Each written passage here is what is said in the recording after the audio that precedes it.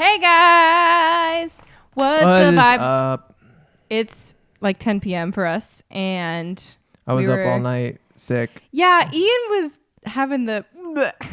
Oh gosh. If you're just listening, sorry about that. You're. Gosh. Last night you were so not doing. Coming great. back from Oppenheimer, got sick. Was kind of up all night. Yeah, I just get sick at movie theaters. I was so sweaty. I think he ate something weird the night before because he went out with a friend. Okay, I think I know what it was. It was either the thing the night before, or I found that bag of munchies that was extra stale, and I ate them. What were the munchies? What munchies? Like the chips munchies. That's like the Doritos and the. Oh, it's like called munchies. Yeah, it's the name of the chip, and it has. And I bought them when disc golfing with Josh just a couple days ago, and they were like super stale, but I still ate like multiple handfuls. And yeah, so might have been that. But anyway, we're here. Hi, welcome back to Cinema Q. Cinema Q. Ian McHugh. And I'm India. McHugh. Still Barbie. Kind of but in Oppenheimer. Sweats? I don't know. I just kind of gave up on that whole skirt situation. I was like, let's just get back to being me. Yeah. So we're in comfortable clothes now. So we have goods to talk about. Okay, ready?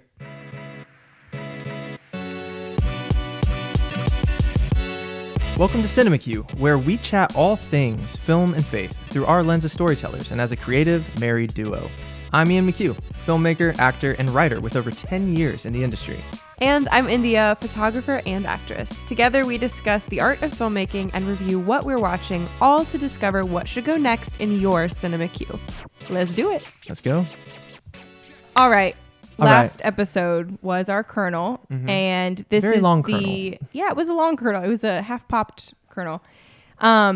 This is the one for the folks who have watched Barbie and Oppenheimer. We thought it'd be fun to do the dual episode because it was like a dual societal event. Barbenheimer. Barbenheimer. I'm still on Oppa Barbie. Oppa Barbie.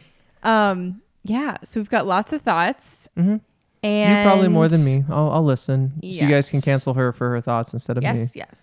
And I'll preface by saying I have not read a full review on Barbie because I wanted to do this first and give like my thoughts. Mm-hmm. I've only just heard the hype that people have had on social media. That's right. about it. I've read a few comments, but I didn't want to read anyone's articles yet because I was like, let me decide for myself. Let me think for myself as a woman. Which is you, not me. Listen, hard to do these days.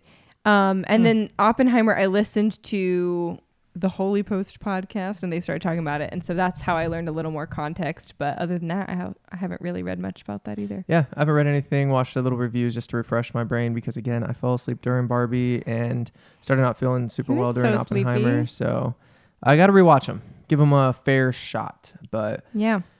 All right, what are you thinking, India Jade McHugh? Let's dive in, my little nuggets. That's her full name for everyone that wants to cancel her for all of her thoughts. Yeah. Don't cancel us. But also, we're going to share our opinions. We're adding to the conversation with our opinions. And Oppenheimer. I have opinions about Barbie. So I knew the, Christian buzz was like, don't go see this leftist feminist movie, blah. And I was like, guys, Jesus was a feminist. Anyway, so I want to break down some terms for us today and just kind of like get down to the baseline. I did not come prepared. Listen, you've probably heard Ben Shapiro had this bazooka long interview and he went to the store and bought Barbies and then lit them on fire. Extreme. Which is ironic because you're supporting Mattel with the money and then whatever. But I wanted to just break down some terms because people who were calling it a feminist film, the definition of feminism is the advocacy of women's rights on the basis of equality of the sexes. By definition, holding it up to the Bible, is that wrong? Put a comment in the chat if you think it's right or wrong, because that's literally like that's what Jesus biblical. Encouraged in people. Men and all women, the women that he are different. Built in the Imago Dei. They should be separate in treated responsibility, equal in value. In value and dignity. And we have different roles. Doesn't mean we're to be valued less. I have a couple extra right here. But yeah, I was just like, okay, so for anyone who's like, oh my gosh, a feminism thing. Well, look at the definition. It's not that bad. But I do understand culturally, what the definition is of something versus what the culture accepts can be different, because another great example is evangelical. The definition of evangelical is of or according to the teaching or the gospel of the Christian religion. Not bad. I'm an evangelical. That we're evangelical. That is correct. But culturally, the term evangelical or white evangelical can get a really bad rep. And then people are like, the understanding from maybe non-believers or just anyone in public is like, oh, this is something different than the definition. So I do understand that. Yeah. And we're running off of those definitions, not what culture has painted them out to be in recent headlines. But I just want to say that. I'm like, hey, if anyone's out here, like, so many people were getting all up in a tissy, and I'm like, just isn't it a tizzy? Calm your panties. just calm your tizzies. All right. Take your tizzies and calm them down. So my thoughts for the actual Barbie movie. Or start with Barbie. Okay. Yeah, if that's cool with you. I mean, yes, Barbie. Hi. Same as we said prior. I heard about the feminism stuff and I was like, cool, let's go. And then wanted to love it because I was like, I don't think I'm going to have an issue with this. Let's do it. And the feminism didn't bother me. It was the plot. And I feel so sad that it wasn't a better movie. Can I say something real quickly? Wait, you were sad that it wasn't a better movie? Is that what you just said? Yeah, I wanted it to be more than it was. Maybe it's a commentary on women. Maybe the meta narrative is that women should be better. No, I don't know. It just like fell flat. Here's what I decided in my brain. That's where I decide things. I was like, this feels like the draft of a film that they were pitching, and they were like, all right, so here's option B. And they were like, love it. Send it to print or send it to the theater. You know, like it felt like an almost done, an almost one. Mm-hmm. They're like, well, we're playing with two different plot lines because I like the beginning and I like the end. I didn't really care for the middle. And so I think I have an alternate plot if you guys will listen to it. Oh, she has a lot of things in that phone right there. That is almost dead, so we might have to leave at one point in the middle too. I was just like, I feel like it wasn't the final best idea. This is what else I wanted to say before I let you go further on this. I'm just like a loose cannon tonight. Yeah. Oh gosh. Movie was over. We walk relatively silently to the car. We sit down, and I'm like, India, your thoughts first. Like, I didn't want any of my maleness to intrude on like how she thought about the film or perceived the film, and I let her go for a while of just her thoughts. And so a lot of this is just you building on your own thoughts, not, influenced by the patriarchy that I just naturally am as a man, I guess. And so but that's a little context of like, you think this stuff on your own, and then you and I have kind of talked about it a little bit, but we're saving most of our conversation for right now. Yeah. And so I'm excited to hear what you have to say, because I think my thoughts, that I thought it was kind of mid, as I said in the last episode. Very just kind of average movie that with all the hype built around it, I was expecting more from it. I think it took some bold choices, and sure, I mean, it's art, right? Go for it. But yeah, so this is purely your thoughts, not influenced by me. You're so cute. Look at this non-patriarchy boy. Look at that. Okay, so casting was great. We talked about that. Except I have my opinion. Ryan Gosling, I'm sure, is an amazing person.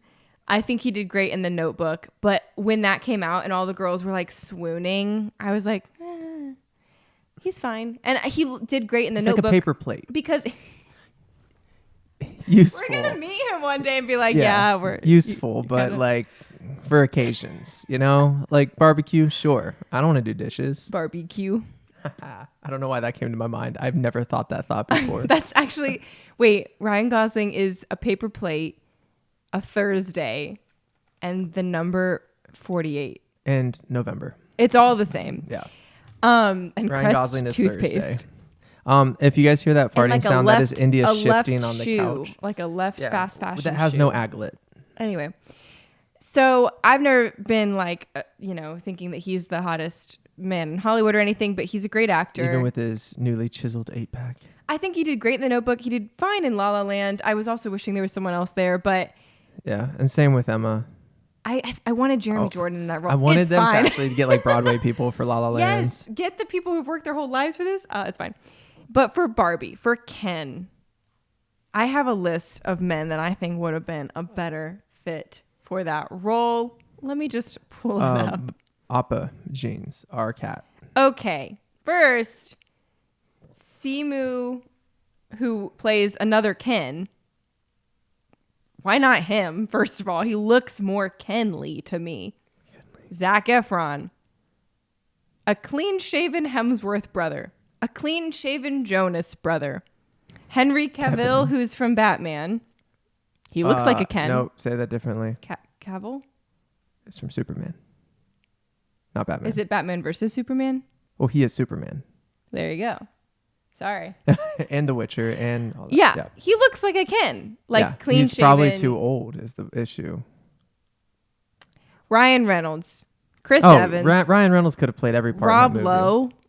I think would have been a great Ken. He's so silly in Parks and Rec that he has that doll-like comedic energy. Mm-hmm. Justin Baldoni.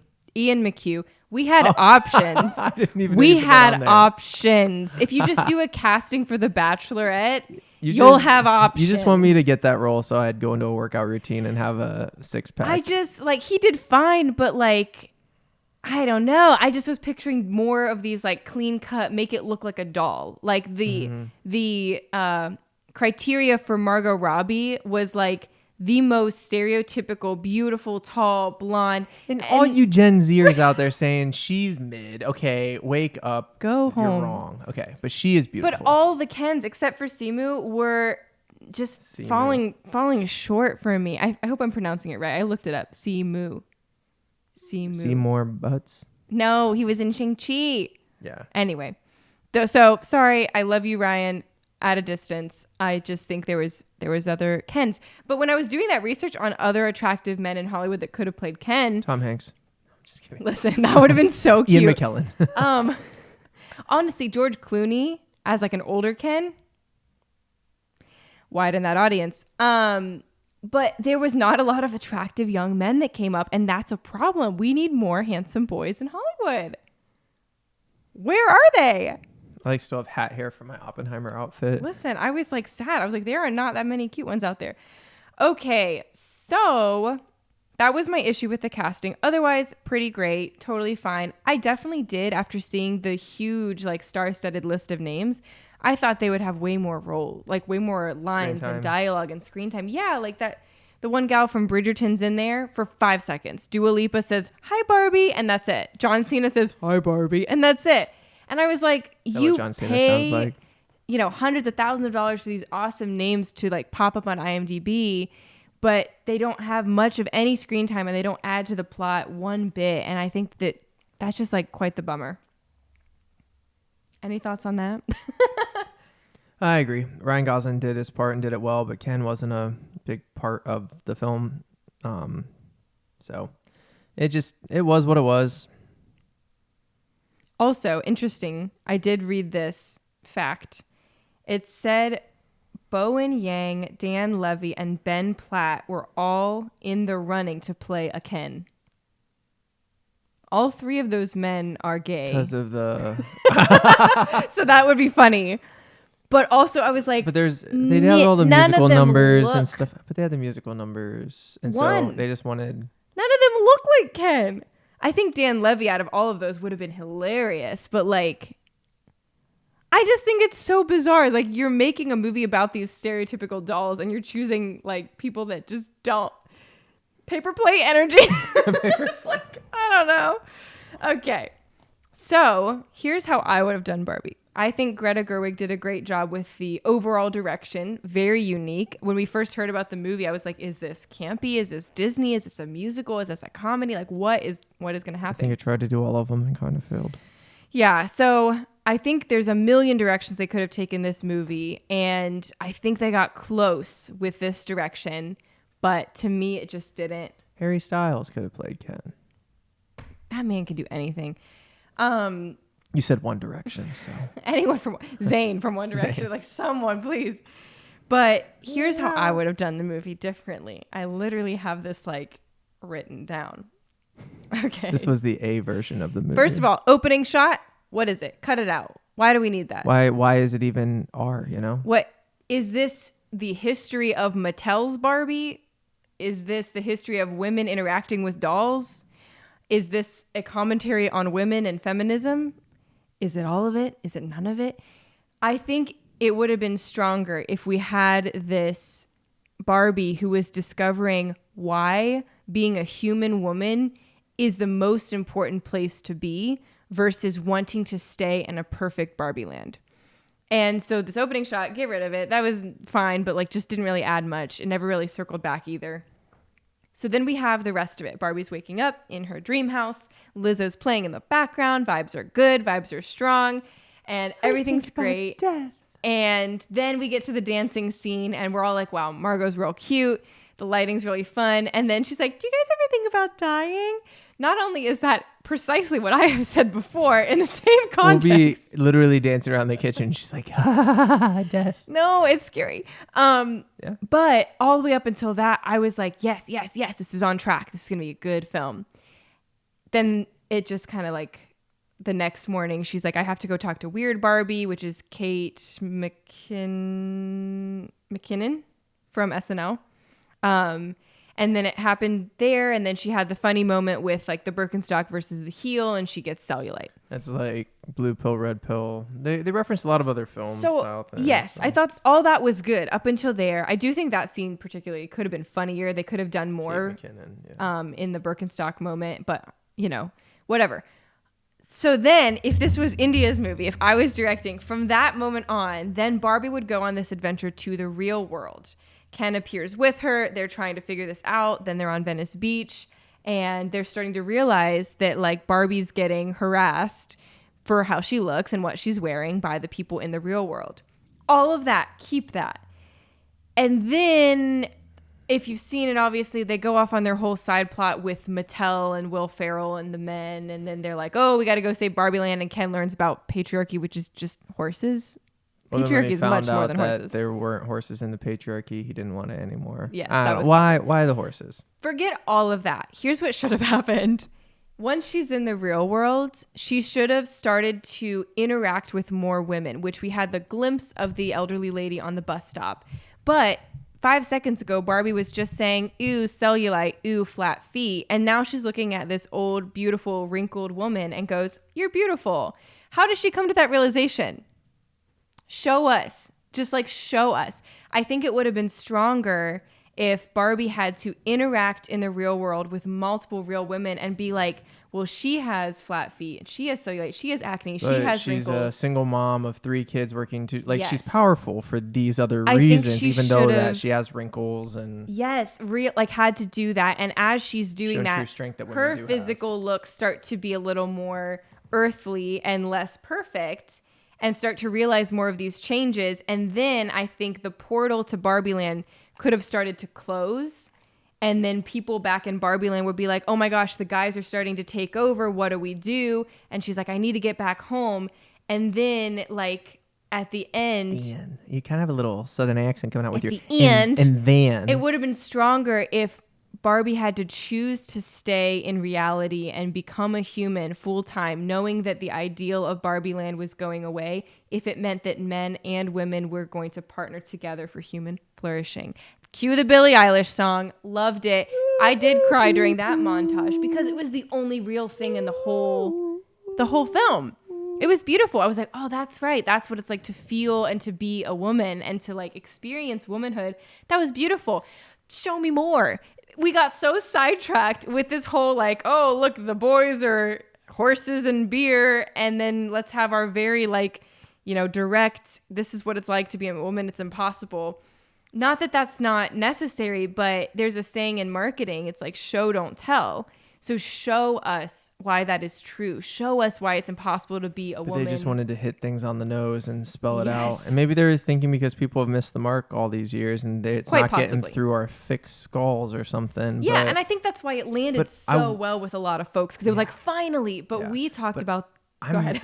No, I'm just entertained in film when it invites me in to think. And I'm not... Yes. I don't know everything and I'm trying to figure it out before the character figures it out. And I'm trying, and like they give us little pieces to understand, to try to, and I don't feel like this movie gave me that. So I wasn't really entertained because I didn't have to guess anything. Yeah, 100%. It was just all told. I was going to say as well, we are believers in Jesus, and we have, I think, intellectual conversation frequently about women and with men. Our brains. With our brains. We think with our heads. But with women and men and like what the role is of male and female and gender and all that stuff. And so to me, we talk about this all the time. We're like, of course, like we need to support women. Of course, men and women should partner for the kingdom of God. And we understand like the Imago Dei of like we are equals, and I never want to be like separate in roles, right? Like I don't ever want to be overbearing over you and powerful and all this stuff, and you must serve me and make me a sandwich. Like, no, that's never been in our DNA. If I want to make you a sandwich, it's because I want to make you a sandwich. Yeah, with the homemade bread. She's been cooking some bread recently. Or if you recently. ask because it's serving, and you do the same for me. You get me. I still have to do the dishes. Too. I'm 2 days into that now. But yeah, we kind of understand that, and we're not fully into a space where that is dominating our lives, where India's looked down upon, but those things still do happen, and they have happened. And so we understand that this conversation needs to be had, but it's also not a new conversation for us. Exactly. I was going to say that like that's the difference is I feel like we're in circles frequently that are talking about and evaluating the ways that like patriarchy or matriarchy has harmed or blessed the community and different ways that men could rise up and serve better. And I mean, again, for those of you who are believers in Jesus, you're probably not unfamiliar with the way Jesus interacted with women frequently, uplifted them, brought them out of the margins of society, amplified their voices, taught them kindness, showed them kindness, treated them with kindness. Turned people away from the shame of like when they were caught and stuff. He protected the them. first people to preach the good news were women, and he entrusted men didn't believe them. Yeah, and he entrusted that to the women. Exactly, and there were female prophets and there were female business owners in the Bible, and I think a lot of times Western American Christianity has missed that, and we read the Bible literally versus contextually, and so we get these crazy ideals that have unfortunately harmed women and minorities for years and years and years. So anyway, we talk about that all the time. We understand that context and that difference. So while it was important to see it, and hear it from a big mainstream screen, I guess I was just like, well, we know, we're aware. So hopefully it starts conversations for other people, but show us why. Yeah. Show us why it's not important to retreat back to Barbie land. Show us why this world could benefit from men and women working together, and give us hope for the future. Mm-hmm. I think so Greta is a great men director. Need women and women need men in this planet. Like 100%. Genuinely. Like you can't erase gender. And I mean, we can get all types of into it, but there are just some things like men should be doing and some things that women should be doing, and we need both together, because 100%. If the world was only filled with women, guess what? You'd only have one generation left. If it was only filled with men, you'd only have one because we need each other, not just for procreation, but for responsibilities, roles, function in society, and for the necessity of human flourishing. I think both genders need to be equal, working together. Yes. And so we understand that, but keep going. I 100% agree. I was just going to share Greta Gerwig, the director of Barbie. Greta Gerwig. She's done Little Women, so she should. I really liked Little Women. I haven't seen it actually. I actually really liked it. I love the cast. The cast is great. All your crushes are in it. What? You love Emma. What's her face? Watson. Emma Watson and Margot Robbie. Well, Margot Robbie wasn't. I know, but I'm just saying we've seen all your favorite cute ladies. Yeah. Like me. Oh, of course. Yeah. The cutest of ladies. Because it also has Florence Pugh. Saoirse. Yes, and she's in Lady Bird. So Greta's worked with her twice, at least. Yeah, and it has Timothy Talisham. Little apple boy. Little Timothy Malabum. He just looks like a little Johnny Appleseed. Every time I see him, I'm like, that little boy is just out there with his satchel. Doing his darndest. Yeah.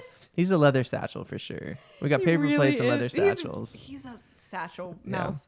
Also, if you guys keep on hearing this kind of tooting noises, we're on a leather couch right now and our AC is off, so we're kind of squeaking on it. So India's just letting them loose this whole podcast. But just context if you hear that. I was just going to say that Greta did an amazing job with Lady Bird. And that was a movie that was nuanced, and they showed us, they didn't tell us what it's they like let them to live be the experience. a teenager and have a mom and go through all of those normal feels and decisions.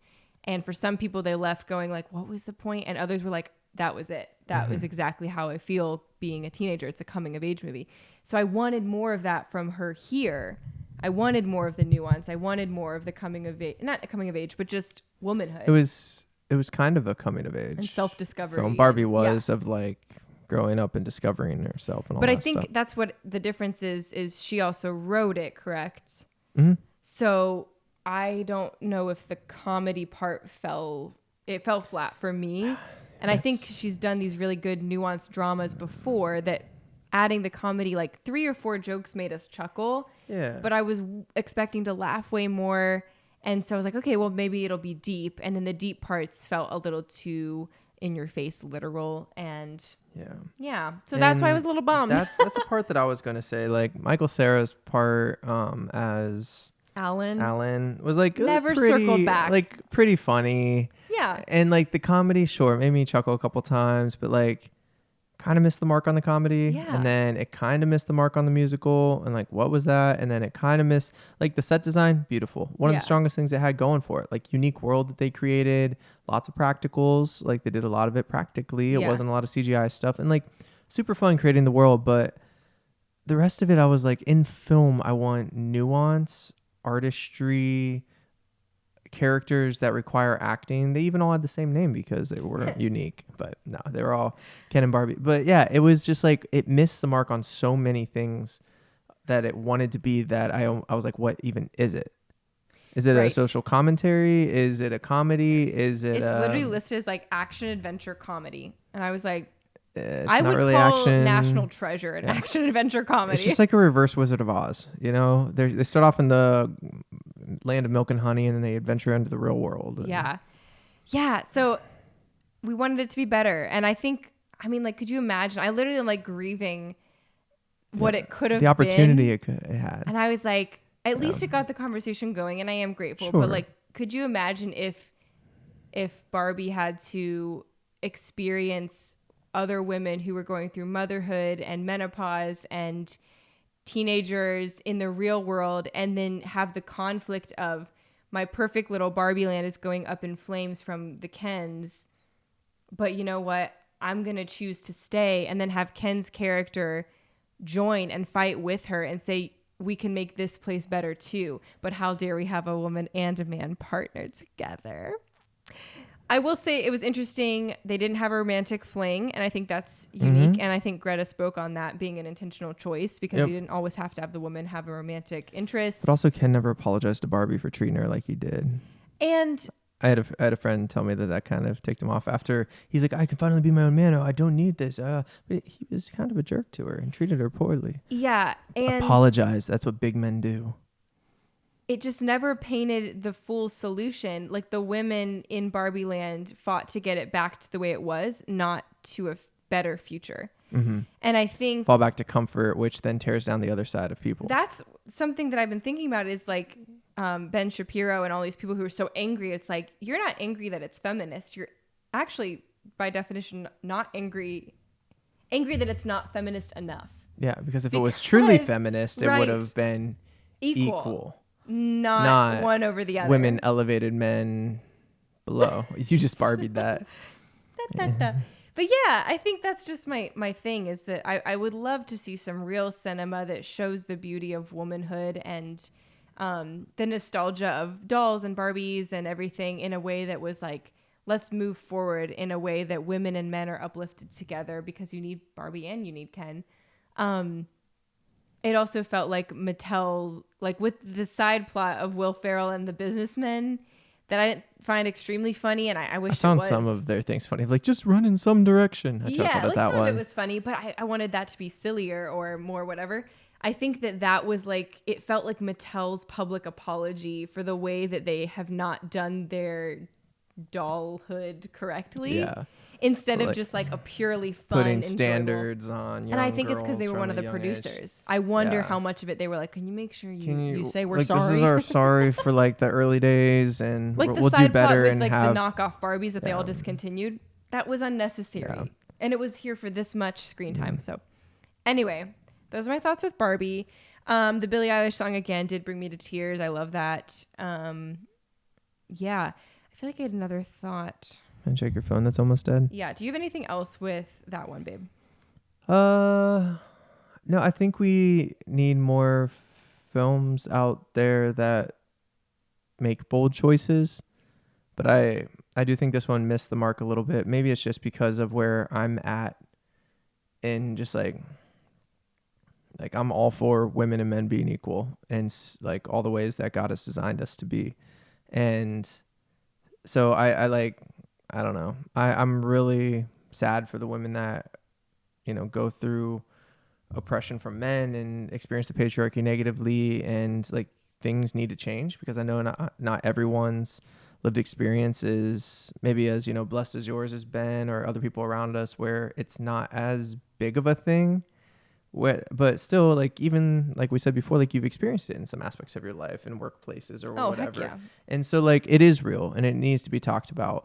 But I genuinely think that in art, it has more of an impact that will last longer if it is said in a more like in a way that invites us into the conversation instead of us just being told exactly what it is. And because show then guys I want to how to be men too, because you can't just erase them. Sure. Yep.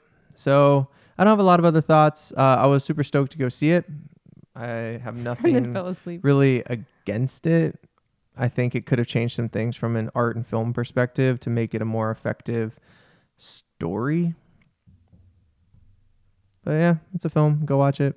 Yeah. Join the conversation. I also appreciate Ian's so cute. When it was done and we were on our way to the car, he was like, just so you know, I love and support women and I don't want to speak over you. What did you think? That is I just think it's cute because and she's still talking to this day. You do such a good job. Like Ian's the MVP with that. But I appreciate that was a joke, you going everyone. to see a feminist movie. Oh, absolutely. And we did it before Oppenheimer because I'm a servant. Because women. Just kidding. I do have one last thing.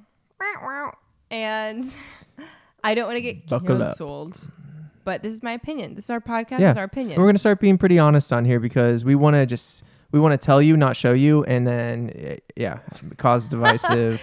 No, but this is just my opinion with it. Let me know if you agree or disagree. Women are beautiful, powerful, and strong. Agree. And there was an actress who is a trans actress who is in the Barbie movie for just a few lines, just like everyone else, because no one had enough screen time. And their name is Harry Neff, or maybe it's Hari. But I just found that a little jarring because you're making a movie about women, and I'm not making a statement on like that issue, but I guess what I'm saying is like, since that is a tough topic right now in the feminist and LGBTQ community, is like, where does the trans human fall? What is their right? Is it the same thing as being a biological woman versus transitioning? And like, just, there are some differences there. Mattel kind of came out with like a special version of that Barbie, so it was kind of honoring their history. Like, yes. Sure. So I think that was a little like, that's just kind of lands weird if you're making a movie about the beauty of being a woman and a girl, and then you've got a conflict of interest with like, that's something people are still talking about. With somebody who was born a male taking the role that could have been played by a woman. Yeah, but it's also like, I get that that's their experience thing. But I think for this movie, if the whole point was we're talking about women, maybe just save yourself that extra controversy. I feel like they try to push too many like hot topic buttons that are going on in society with a little bit of everything. Yeah. And I was like, wait, what are we even talking about anymore? What is the point of this film? So that's just me. That's my opinion. Yeah. That's just my opinion. That was Barbie. Time for Ops. Yeah. Oppenheimer. I have no other thoughts about German, Barbie. Right? I mean, German roots because of the Communist Party, and his brother was in it, and then he like went to Germany to learn underneath the scientists. I mean, Oppenheimer sounds very German. Yeah, sounds Wasn't Einstein also German, or was he Jewish? I think he was German. Was he Jewish? I'll look it up. I'll have to look it up. You can fact check us there. All right, so now it's time for Oppenheimer, because what a switch from pink, bright, comedy musical to a dark black and white drama. slow burn, fast edit. Slow burn that turned into a fast burn once that thing was dropped. Bruh. Yeah, fast edit. I need to watch it again. My goodness. But yeah, I think that the pacing was unique and it was like a little too fast. And I was like, okay, there's 500 characters and I still only see them for like, I want to go through Oppenheimer and like time each cut and see how long it was because it had to be short. That poor Shorter editor. like, oh my gosh. Oh my goodness. There have to be more cuts in Oppenheimer than maybe any other film just because of how like it was faster than like an action scene, but they're just sitting in a... felt like, too jarring. A little bit. Times because I was like, wait, who was that character again? What was their name? Oh, I don't even know. It was more like there's another new guy. But wait, like, who's that guy? Is he a scientist or a political? Yeah. Wait, let me see his face. I don't even. Oh, there's. We also President walked Truman. in like 2 minutes after it started because we were like a little late. Yeah. So we may have missed the opening shot, which I think always sets the framework a little, but. Yeah. But yeah, Oppenheimer. Christopher Nolan's a mad genius, and it is based off a book that I haven't read. Have not read the book, so don't come at me for that. Yeah. But yeah, I think he did some great stuff. It just was again one of those films that I'm like, why am I not super like on the edge of my seat leaning into this? I'm entertained, but I'm not like, that's top 10 movies for me. I know it seems to be, I think people just really were wanting something to grasp onto. There was a huge group of people who were like, I love Barbie, I'm seeing it 20 times. And there was a group of people who were like, Oppenheimer's the best thing to cinema ever. And I was like, really? Like, neither were that for me. But I agree. Again, we didn't see it on opening weekend. Maybe we would feel differently if we had. But Oppenheimer was like, I get it. It was psychological, not technological. It wasn't showing us how the science was developed. It wasn't showing us immense footage. It was about the internal debate and conflict inside the human mind with something that is so impossible to do right. But even so, I don't feel like it fully pushed in entirely on his mental state the whole time. And it could have. It could have gone harder on that.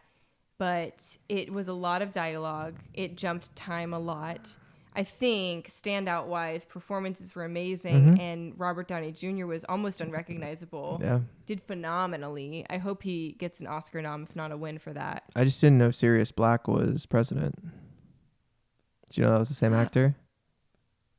No. Yeah. Wow. He also plays like Detective Gordon in the Batman series. Huh. Yeah, all the same dude. I think men are like, when you put hair on them as actors, you can just... I know. Put a beard, put a like weight Woody suit Harrelson on him. It's just like, Cheers versus The Hunger Games, like different guys. Yeah, like... there was some hair on that Robin man. Williams and Mrs. Doubtfire. Different man. Different man Speaking with that hair. Transgender. Gosh. Just kidding. But yeah, the acting was great. I think the casting was phenomenal. Cillian Murphy's one of my top favorites. I really like him. I think the stillness and the internal struggle he brings into characters is brilliant.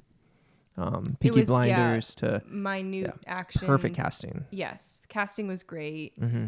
I just think at no point was I confident in what was happening. I knew, okay, they're working on making a bomb, and then they're showing us flash forwards of some kind of trial with him and some other scientist on whether or not it was like a good idea, essentially. Yeah.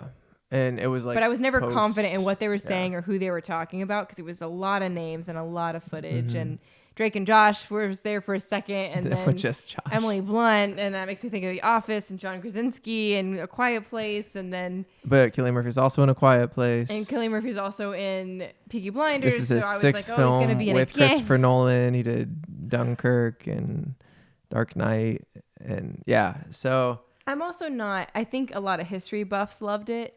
And I'm not like a huge history nerd, but it did get me more interested in learning about that stuff. Yeah, and I love history, and I was excited to like learn about because like how can us as humans drop a bomb that kills, and like that moral complexity of like, well, they're gonna do it first if we don't, like that is so incredibly like you can't navigate that perfectly. Like there's going to be mistakes. And so I like that they brought some of the historical aspect. It wasn't just all about the bomb, but it was like, can this guy be trusted? Oppenheimer, is he a spy? He has ties to the Communist Party. We're going to grill him on that. And then he embarrassed Strauss or whatever his name is. And so he's a morally complicated man. Yeah. And I appreciated that. And it kind of dove into that historical aspect of it, which usually I like because I like history a lot. But I was like, I don't know. I don't know if something missed a little bit, but like I feel like Robert Downey Jr.'s character was just like, sorry for the language, but hurt on like just kind of got embarrassed by him and was like, I have a vendetta. He probably poisoned Einstein against me, and he's probably a spy now, and he probably has terrible motives, and he's actually here to. And I'm like, and you're taking him to trial and doing all this stuff, and like, I think the whole thing could have been an hour shorter. Yeah. Yeah. Like there was just quite a lot of that trial back and forth, the scientists back and forth, like, you know, like I think it could have been a little more succinct. Yeah, how historically accurate it was. Like I would love to sit with Christopher Nolan and ask those questions about, like, I'm sure it was all intentional, right? But why did you leave this and have it be this pacing, and why did similar to the last movie? It was the draft. I feel like it was the almost done version that they showed the production and said, so it's almost there, and they go, we love it, take it, we have a deadline. You know, like I'm like, just. Yeah, we have to release this by the time Barbie comes out. And there's a reason too. I think the choice of having the music building through all of this. The music was phenomenal, though. It did a great job, and it cut out occasionally for like just a moment, but then it was back. The violins and the pacing. So you've got 90 minutes of a 3-hour movie. The first 90 minutes, there's no cut in the music, and I'm just like, your heart's like, da-na-na-na-na-na-na. Maybe they're gonna drop this bomb, and then it felt like an action film. It's like just kidding, da-na-na-na-na-na, and I was like, like. Well, there was one part, and I think it was leading up to the bomb being dropped. I might get this a little bit wrong, but in that song, the composer has 21 tempo changes, which has never been done before in music. Wow. And instead of like recording them all, and he kind of did with like violins and stuff, and instead of recording them all separately, he had a phenomenal conductor in an orchestra that actually like played the music one take all the way through with all the tempo changes, and like that kind of intentionality that made us feel something like intense in a quote unquote slow moving film was like really brilliant. And so I really appreciate those types of things because I think that just makes these types of films so incredible. Like the music was something phenomenal. Yeah, that was really good. So we just had Appa Jeans join us if you are listening. So if you're watching, this is our beautiful, beautiful son. I don't know where our daughter is. She's somewhere. Oh, has she been on a podcast yet? Because we actually got her in May for my birthday. So we might be able to show you guys at some point her, but she is part Maine Coon and entirely black. Like when the lights are off, you can't see her. So Appa, can you say something, Appa?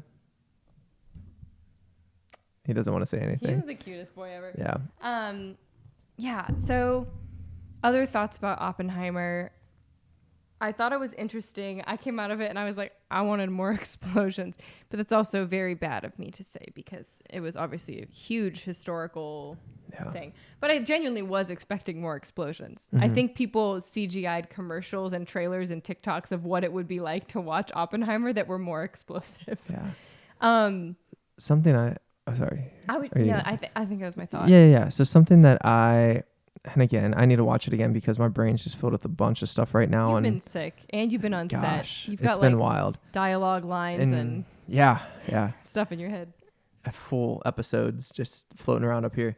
But with the bomb, I know that we wanted to show that we had the technology and we wanted it to be the war to end all wars, and we wanted to drop it on, Nagasaki and Hiroshima but Hitler, if I remember right, Hitler was already dead. I think the Germans had already surrendered, and Japan was on the verge of surrendering, and we still did it. Yeah. Come on. I think someone brought up an interesting conversation of like, if we didn't, someone else would have. And Oppenheimer was hopeful that if we shared the technology with the Soviet Union, that they would just have a kumbaya moment and realize, oh, this is too powerful. We don't want to start World War II or World War III or whatever. We don't want to end the whole world because they were talking about the atmosphere burning up because of the nuclear.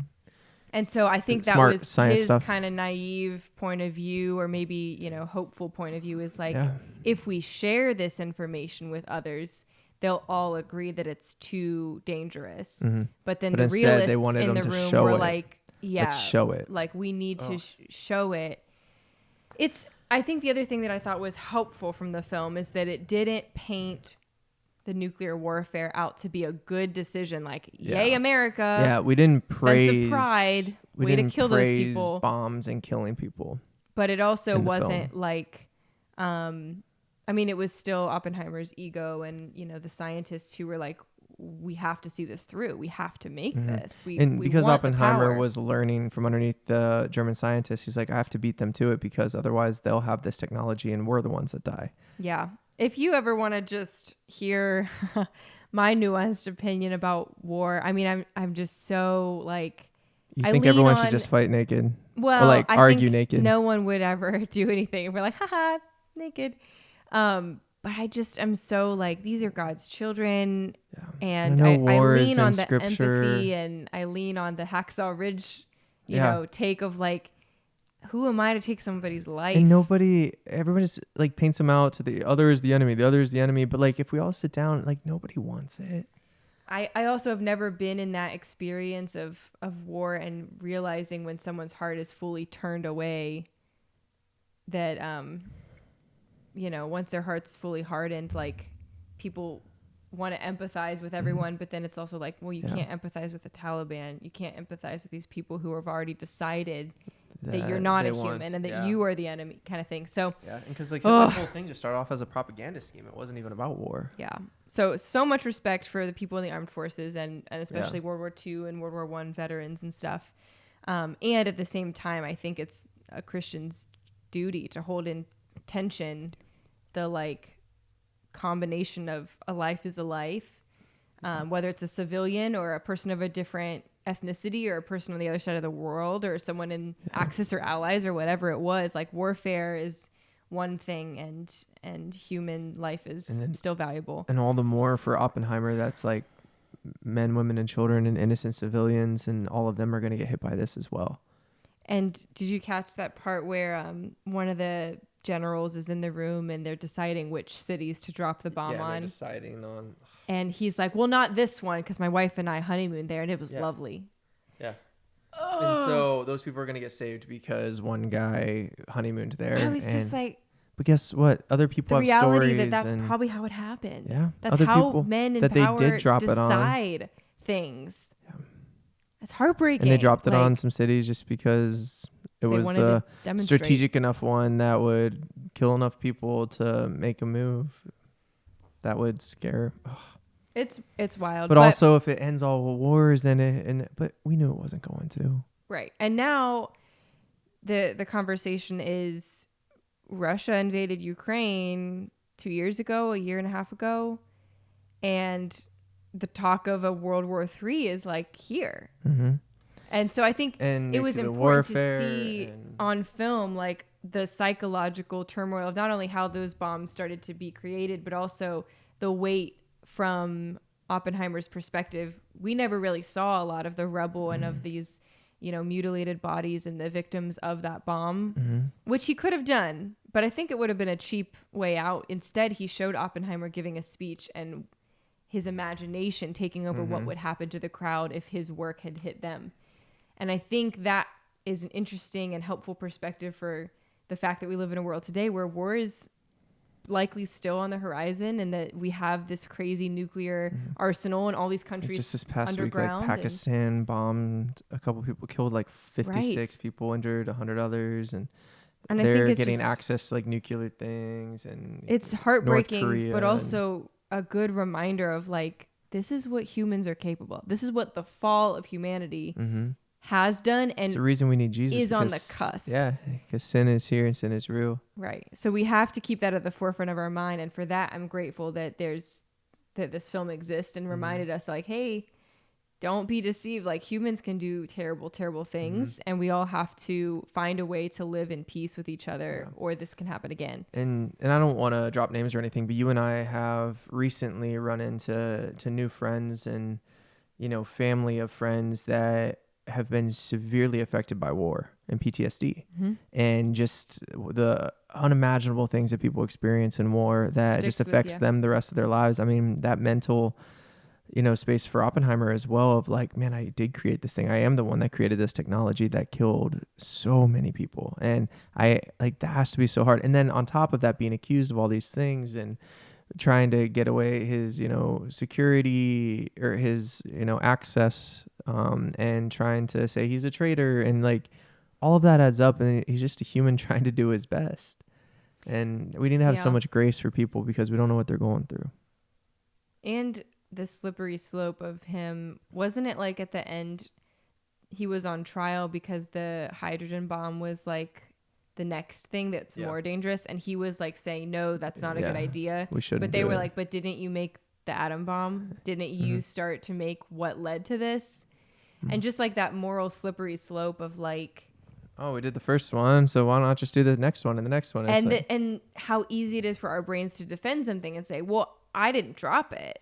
Yeah. Well, I didn't make the next one. It's like, well, you were still responsible for developing the science that became the thing. Yeah, but if he didn't, then somebody else would have. But by the same logic, it's like saying, oh, like if somebody stabs someone with a light bulb, it's like, oh, well, Thomas Edison made that light bulb. It's like, well, you got to find at some point the logic breaks down. But in this one, it weighed on him heavily and psychologically. And yeah. It's tough. It's tough. And that's why I want to watch it again, because I like things that make you think. And I think this one made me think a little more and empathize with Oppenheimer and try to understand where he's at in the middle of this complexity of life, because we all experience that. So I want to watch it again. Probably a little more desire to watch that than Barbie again, because again, Barbie, I have like pretty sure I got the message. Like, I got it. Like, I understand, and let's talk about it, and it needs to be talked about. But yeah, I would say Oppenheimer, I feel like I can still dig in a little bit and find some more like nuance that gets me excited about filmmaking. Yes. And we said that like within the first 30 minutes, we leaned over and we're like, exhale. Like this makes me excited to be a part of film. Yeah, absolutely. Something about the vibe, the pace, the costuming, the storytelling. I was like, that's good cinema. That was exciting to me. And it feels almost like something that we could make with good story, good acting. Yeah. Go out into Arizona. Also, fun fact, we were in New Mexico in March. Well, they filmed it and they blew us up. No. And we visited the White Sands National Park, and right outside of it is the launching and test site for the first nuclear weapons from America. All of the missile testing still out there. So and they use that the space whole for that. vibe and location of that, what they were talking about, we were literally there. And what's so interesting is we were at the park, and there's a sign when you go in that's like, hey, just so you know, occasionally the U.S. missile strike area will test different weapons. Thursday, noon to 2. And we'll Don't close be here. the park. So just be so flexible. We can blow some stuff up. I was like, wait, y'all are still like every other day just like testing things here at this national park? Like, it blows my mind. Well, Area literally 51, almost did. Aliens, they're real. Yeah, Anything's possible. Pentagon did just confirm that. Bruh. I don't know if I can exist anymore. So those are the movies. But you're going to, right? Yes, but we got a lot of movies to make. The two movies that came out also were overshadowed. They all came out on the same like weekend or same time frame. Sound of Freedom and Theater Camp. And because Sound they of all Freedom's kind gotten of a lot of talk too. And the Indiana Jones movie came out like a few weeks before, but it was fine. Well, Mission Impossible's out right now too. Yeah. And that's a big one. Lots of good reasons to go to I think theater. Barbie has more box office than it, and then I think Mission Impossible's next, and then Oppenheimer's there. So lots more to see. So go hit up your theaters. Let us know, obviously, what you agree with, what you disagree with, because you probably agreed with everything we said. Yeah, because we're 100% right. Totally, at all times. Just kidding. Let us know what you guys think. Yeah. We enjoyed both, and we're excited to make better. Yeah. And more films. Absolutely. So that's our 2 cents on these 2 movies. So is that 4 cents? Do we give 2 cents to each 4 one? cents. So that's our 4 cents. 4 cents. And just for exiting sake on this podcast of Cinema Q, can you give me just the first line of Billie Eilish's song? Sing it, baby. Oh. I don't know the words. I don't know. That's what